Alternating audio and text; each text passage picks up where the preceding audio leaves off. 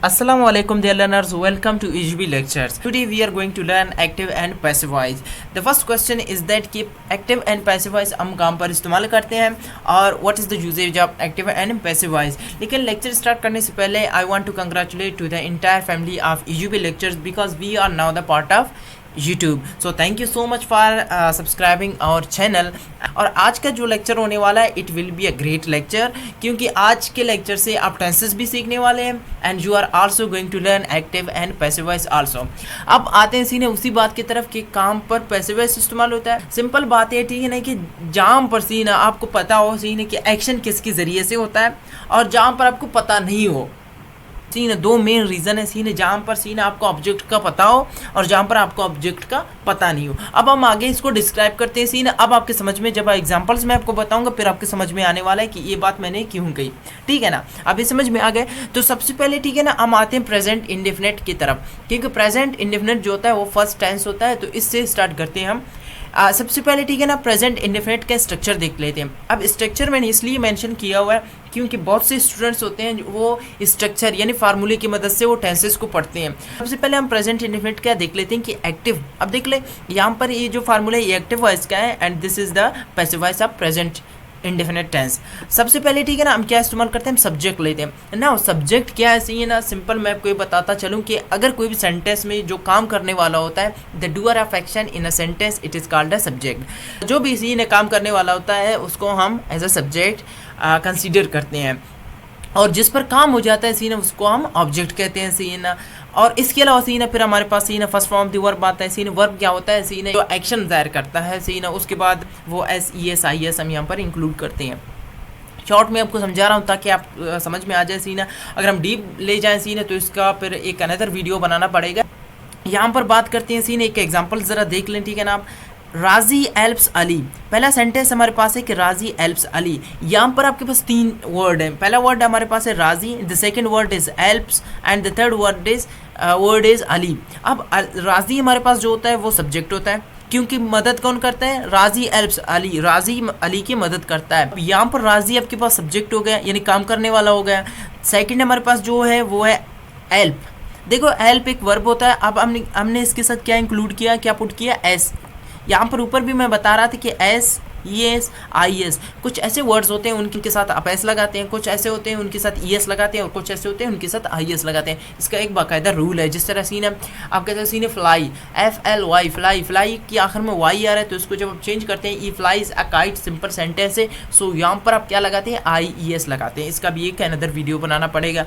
So I can teach every lecture in one video. Okay, so यहाँ पर जब आप ऑब्जेक्ट की बात करते हैं तो ऑब्जेक्ट आपके पास अली है. देख लें यहाँ पर मैंने ऑब्जेक्ट बता दिया, यहाँ पर ऑब्जेक्ट आपके पास अली है. अब आते हैं सीने पैसिव वॉइस की बात. अब यहाँ से हमारा लेक्चर होगा स्टार्ट पैसिव वॉइस का. ये तो सीने इंट्रोडक्शन था, सीने थोड़ा सा टेंसेस का था कि टेंसेस आपको किस तरह करने हैं. अब पैसिव वॉइस की बात करते हैं. देखो यहाँ पर आपके पास अली ऑब्जेक्ट है लेकिन यहाँ पर पैसिव वॉइस में यही अली क्या बन जाता है, सब्जेक्ट बन जाता है.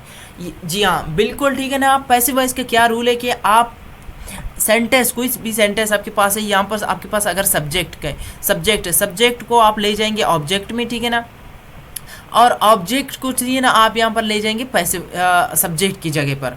फॉर एग्जांपल ठीक है ना, अली था हमारे पास यहाँ पर ऑब्जेक्ट, अली को हमने यहाँ पर एज अ ऑब्जेक्ट लाया. उसके पास ये ना राजी जो हमारे पास सब्जेक्ट था उसको हमने यहाँ पर क्या लाया, एज अ ऑब्जेक्ट लाया. यानी राजी को ये मैंने यहाँ पर लाया. सिंपल सीन है, मैं आपको बताऊंगा कि जो अली तसीन है वो यहाँ पर आएगा और राजी जो है वो वहाँ पर जाएगा. सिंपल यानी राजी जो हमारे पास सीन है उसको हम अली की जगह पर ले जाएंगे और अली को हम राजी की जगह पर ले जाएंगे. यानी सब्जेक्ट को ऑब्जेक्ट की जगह पर और ऑब्जेक्ट को सब्जेक्ट की जगह पर. ये हो गया आपका पैसिव वॉइस सिंपल से पहला रूल. सेकंड रूल क्या है कि पैसिव वॉइस का कोई भी सेंटेंस हो सी ना, चाहे वो किसी भी, चाहे वो टेंसेस का है, चाहे वो मॉडल वर्ब्स का है, कोई भी सेंटेंस हो उसमें सिर्फ third form of the verb इस्तेमाल होता है. हमेशा सी ना पैसिव वॉइस में third form of the verb इस्तेमाल होता है. उसके अलावा एक और चीज़ हम इंक्लूड करते हैं यहाँ पर, वो ऐसी है कि आपके पास बाय लगता है. अब ये ऑप्शनल है बाय, आपकी मर्जी, आप इसको लगाना चाहते हैं. It is your choice, it is your will and it is your wish. If you want to put by so you can put it, you have permission, but if you don't want to it then you cannot put it. for example seen हमारे पास passive voice का अगर फार्मूले की बात की जाए तो यहाँ पर देख लें सब्जेक्ट है हमारे पास सीना, फिर हेल्पिंग वर्ब है. हेल्पिंग वर्ब हमारे पास क्या है, इज, एम एंड आर है. यानी प्रेजेंट कंटिन्यूस टेंस की हेल्पिंग वर्ब हम लेते हैं। प्रेजेंट इंडेफिनिट जो होता है वो प्रेजेंट कंटिन्यूस में चेंज होता है। सिंपल यानी आप जब active voice and passive voice की बात करते हैं तो अगर प्रेजेंट इंडेफिनिट का कोई सेंटेंस है तो वो पैसिव वॉइस में चेंज की उसकी जो हेल्पिंग वर्ब लगेंगे वो प्रेजेंट कंटिन्यूस की हेल्पिंग वर्ब लगेंगे। लेकिन यहाँ पर एक और भी बात लाजमी है कि प्रेजेंट कंटिन्यूस टेंस में हम क्या इस्तेमाल करते हैं, फर्स्ट वर्ब विद आईएनजी हम इस्तेमाल करते हैं। ओके, लेकिन यहाँ पर इस तरह नहीं है, यहाँ पर हम third form of the verb इस्तेमाल करते हैं और इसके अलावा इज एम आर इस्तेमाल करते हैं। यानी इन शॉर्ट सीन हम यहाँ पर सिर्फ हेल्पिंग वर्ब लेते हैं। उसके बाद सीन है फिर हम बाय लेते हैं और उसके बाद हम ऑब्जेक्ट लेते हैं। अब सिंपल सीन है, ये पहला सीन है सेंटेंस था, इस वजह से मे भी सीन अगर आपकी समझ में नहीं आया तो आप सेकंड सेंटेंस देख लेंगे, सीन है ये पूरा सीन आपकी जो है समझ में आ जाएगा। अब यहाँ पर हमारे पास जो सब्जेक्ट है वो है the minister distributes the prizes. अब यहाँ पर सीन हमारे पास जो सब्जेक्ट है वो है द मिनिस्टर, ऑब्जेक्ट हमारे पास है द प्राइजेस। ओके, और हमारे पास जो वर्ब है सी है ना वो है डिस्ट्रीब्यूट्स। एक और यहाँ पर आपको ट्रिक बताता चलूँ कि पैसिव वॉइस में जब आप इस्तेमाल करना चाहते हैं सी ना एक्टिव का सेंटेंस है, आपको पैसिव वॉइस में चेंज करना चाहते हैं तो ये यहाँ पर तरीका ये कि आप कहाँ से आपको सेंटेंस लेना चाहिए, आपको किस तरह पता चलेगा कि भाई ये मेरा ऑब्जेक्ट है मुझे ये लेना चाहिए।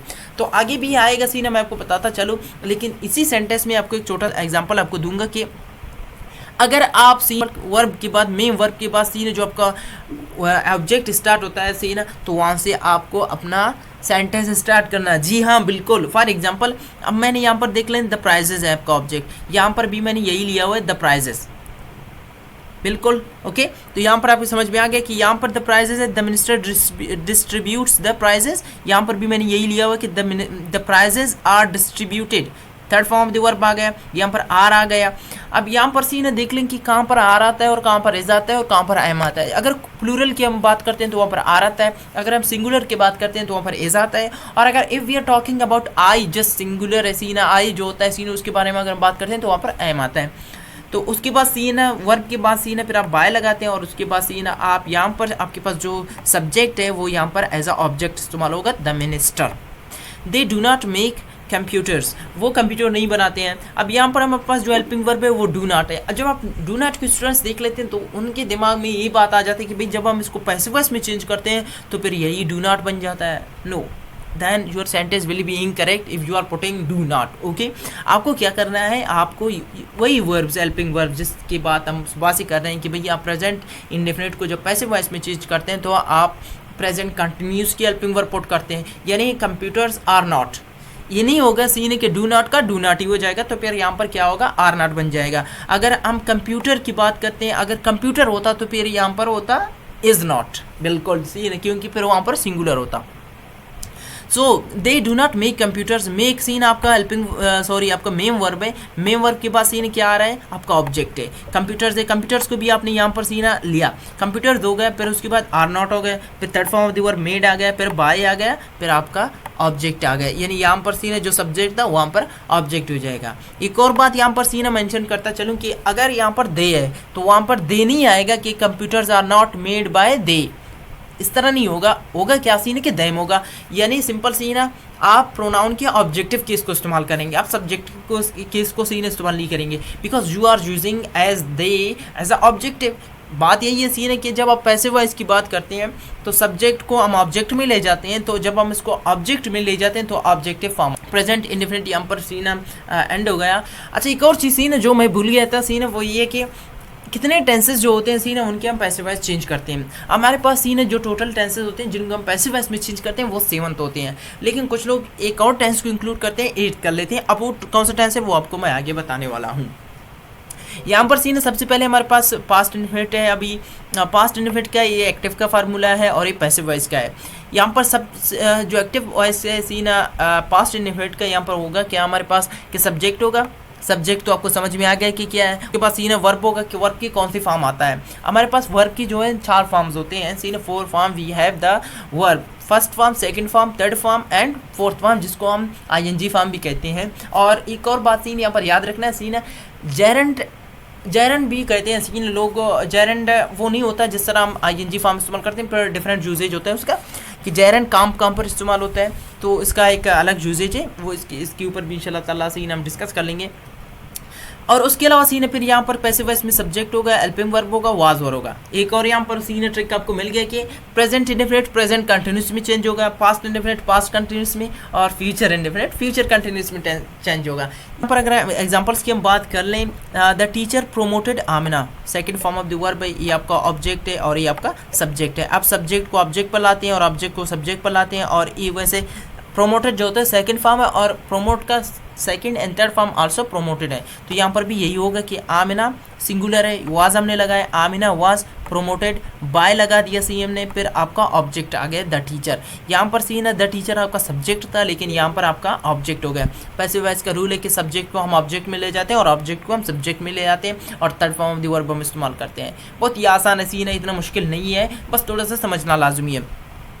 You did not make a good cup of T, यहाँ पर सीन एक और बात ज़रा लाजमी है सीन है कि स्टूडेंट्स क्या करते हैं, अगर हमें जब दो ऑब्जेक्ट मिल जाता है, तो जब डबल ऑब्जेक्ट हमें मिल जाता है तो वहाँ पर फिर हम कंफ्यूज हो जाते हैं कि भाई डायरेक्ट ऑब्जेक्ट और इनडायरेक्ट ऑब्जेक्ट में हम क्या क्या किस तरह को इस्तेमाल कर लें। You did not make a good cup of T, अब यहाँ पर सीन एक और बात यहाँ पर लाजमी है कि ये पूरा एक ही फ्रेज़ है, ठीक है ना, कि a good cup of T, यहाँ पर ये पूरा ही एक ही ऑब्जेक्ट कंसीडर होना चाहिए। इसको आप सेकंड नहीं कट नहीं कर सकते कि कप ऑफ टी से लेकर आपने सेंटेंस को स्टार्ट किया, then your sentence will be incorrect. तो यहाँ पर सीन है मेन वर्ब के बाद सीन आपको लेना है, सीन है हेल्पिंग वर्ब की नहीं, बल्कि मेन वर्ब के बाद सीन है जो आपका ऑब्जेक्ट स्टार्ट होता है, वहाँ से आपको पैसिव वॉइस से स्टार्ट करना है।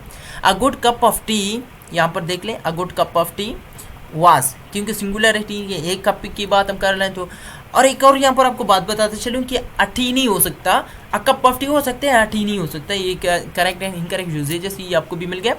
A good cup of tea was not made, was not made, helping verb के बाद नॉट आता है। ये नेगेटिव वर्ब की अगर बात करते हैं तो वर्ब की बात सीन है, हेल्पिंग वर्ब के बाद नॉट आता है। Was not made bye you, एक और बात मैंने बता दी आपको कि भाई बाय ऑप्शनल है। ऑप्शनल का मतलब है क्या ज़रूरी है या नहीं है, ये आप पर डिपेंड करता है। If you are putting by yes, एक और चीज़ भी यहाँ पर रिमेंबर हो जाए कि कुछ जगहों पर बाय बिल्कुल लाजमी होता है, तो वहाँ पर आपको हमेशा लगाना चाहिए, लेकिन ज़्यादातर सीन बाय जो होता है वो ऑप्शनल होता है। अगर आप बाय को नहीं लगाते तो फिर यही सेंटेंस किस तरह होगा, a good cup of T was made, just a good cup of T was not made, just यहाँ पर क्या होगा, फुल स्टॉप पर लगेगा, ना फिर यू लगेगा और ना बाय लगेगा, ये दोनों फिर आपको कट करने हैं। अगर बाय लगाते हो फिर यू को भी आपको लगाना पड़ेगा, अदरवाइज सीन है अगर बाय नहीं लगाते हो तो यू को भी नहीं लगाना है, अगर बाय लगाओगे फिर यू को भी लगाए। यहाँ पर सीन है एक इंटरोगेटिव सेंटेंस, इंटरोगेटिव उन सेंटेंस को कहते हैं जहाँ पर आप कोई इंटरोगेट करना चाहते हैं, you are asking and you are querying something. Did he complete his assignments, क्या उसने अपने असाइनमेंट्स कंप्लीट किया, पास्ट इंडेफिनिट का सेंटेंस है। वर इज असाइनमेंट्स, यहाँ पर हमने वर क्यों लगाया और यहाँ पर हमने वाज क्यों लगाया, क्योंकि यहाँ पर हम सिंगुलर की बात कर रहे हैं, यहाँ पर हम प्लूरल की बात कर रहे हैं, असाइनमेंट्स, ठीक है ना। So were his assignments completed by him, okay, ये आपका पैसिव वॉइस हो गया। Completed third form of the verb आ गया, यहाँ पर आपका बाय वगैरह आ गया। अब फ्यूचर इंडेफिनिट की बात करते हैं सीन, सबसे पहले स्ट्रक्चर को देख लेते हैं। हमारे पास सब्जेक्ट है, सब्जेक्ट होता है, हेल्पिंग वर्ब विल होता है हमारे पास सीन, और इसमें सीन एक और हेल्पिंग वर्ब है जिसको हम शल कहते हैं। अब सीन अगर हम according to Wren and Martin and according to different books of English grammar हम देख लें तो उसको अब ओल्ड बताया जाता है कि भाई जो शल होता है उसको हम बहुत से जो लोग होते हैं उसको इस्तेमाल नहीं करते, तो इट डिपेंड्स ऑन यू कि आप उसको इस्तेमाल करते हैं नहीं करते। I think will is just simple verb, you have to use just will. इस तरह सीन आपके लिए आसान भी हो जाएगा, तो आप जस्ट विल को इस्तेमाल कर लें, लेकिन कभी कभी शल भी इस्तेमाल होता है, वो डिपेंड करता है। Now subject helping verb will है हमारे पास, फिर उसके बाद first form of the verb इस्तेमाल होता है, फिर उसके बाद ऑब्जेक्ट होता है। यहाँ पर पैसिव वॉइस में क्या होगा कि सब्जेक्ट होगा, यानी यही ऑब्जेक्ट पर सब्जेक्ट होगा और सब्जेक्ट पर आपका ऑब्जेक्ट हो जाएगा। यहाँ पर हेल्पिंग वर्ब आ जाएगा सीन है, विल क्या हो, किस में चेंज होगा, विल बी में। फ्यूचर कंटिन्यूस टेंस का हेल्पिंग वर्ब क्या है, विल बी है, तो यहाँ पर भी विल बी होगा। फिर third form of the verb आएगा, फिर बाय आएगा, एंड देन आपका ऑब्जेक्ट। एग्जाम्पल्स देख ले। एक्टिव वॉइस का एग्जाम्पल है सीन है कि president will announce the result. यहाँ पर आपके पास सीन है ऑब्जेक्ट क्या है, द रिजल्ट है, सब्जेक्ट आपके पास क्या है, प्रेसिडेंट है, हेल्पिंग वर्ब क्या आपके पास विल है, और जस्ट मेन वर्ब जो आपके पास होता है सीन वो है अनाउंस। अब नाउ यहाँ पर अगर हम इसको चेंज करते हैं तो सबसे पहले सीन क्या होगा, सीन है कि हम द रिजल्ट को लेते हैं सीन है, यहाँ पर sorry I forget it, seen यहाँ पर क्या होगा, द रिजल्ट, उसके बाद सीन होगा सीन है कि the result will be announced, the result will be announced, okay, so I forget it. The result will be announced by the president. तो यहाँ पर सी ना आपका जो सेंटेंस है वो पूरा हो जाएगा ये पैसिव वॉइस में। इसके अलावा ठीक है ना, they will not break the news, आपके पास ऑब्जेक्ट द न्यूज़ है, सब्जेक्ट आपके पास दे है, ठीक है ना। जब इसको हम चेंज करते हैं द न्यूज़ को यहाँ पर हम लाते हैं और इसके अलावा से दे को हम यहाँ पर ले आते हैं। For example the news okay will not be, याद है मैंने कहा था कि हेल्पिंग वर्ब के बाद नॉट आता है। The news will not be broken, okay broken third form of the verb है। फिर बाय आएगा, बाय देम ऑब्जेक्टिव प्रोनाउन आ गया आपका। उसके अलावा यहाँ पर अब क्या होगा कि ज़रा यहाँ पर देख लीजिए ना कि committee members will encourage the new joiners. अब यहाँ पर सीन आपके पास जो ऑब्जेक्ट है वो है द न्यू ज्वाइनर्स और आपके पास जो सब्जेक्ट है वो है कमेटी मेंबर्स। हेल्पिंग वर्ब आपके पास विल है एंड मेन वर्ब आपके पास इंकरेज है। New joiners will be, new joiners will be encouraged, third form of the verb आ गया by the committee member. Now we are going to end up this lecture here because there are 4 tenses which are remaining and inshallah they will be delivered in next lecture.